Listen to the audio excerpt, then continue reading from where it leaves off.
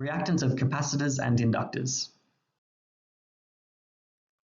We have seen that in DC circuits, resistors restrict the flow of electricity or current by dissipating energy as heat. In AC circuits, a more efficient form of resistance exists called reactance, labelled X. Here, current flow is restricted by temporarily building and storing energy in magnetic fields in inductors or electric fields in capacitors, and then releasing it back into the circuit, having a smoothing effect on the voltage and current.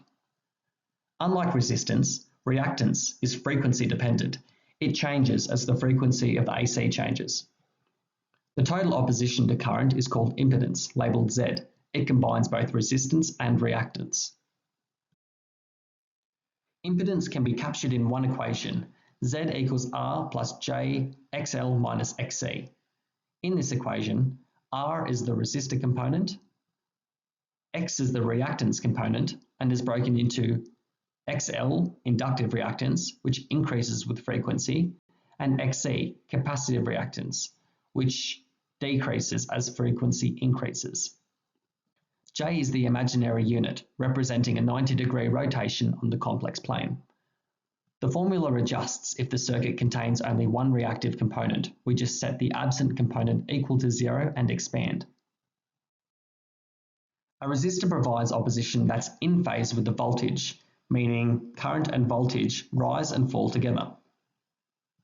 A reactance from a capacitor or inductor provides opposition that's out of phase. Current and voltage waves are separated by a 90-degree phase shift, which is why the imaginary unit J is used.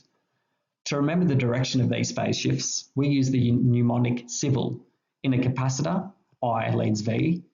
In an inductor, L, V leads I.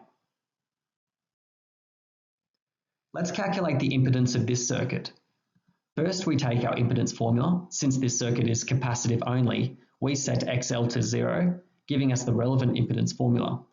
Next, we calculate the reactance by subbing our frequency and capacitor values into the XC formula. This gives us a reactance of 31.8 ohms. Substituting our known and calculated values into the impedance formula, we get Z equals 10 minus J 31.8 ohms. To sum up, resistors dissipate energy as heat, while capacitors and inductors store and return energy, creating reactance.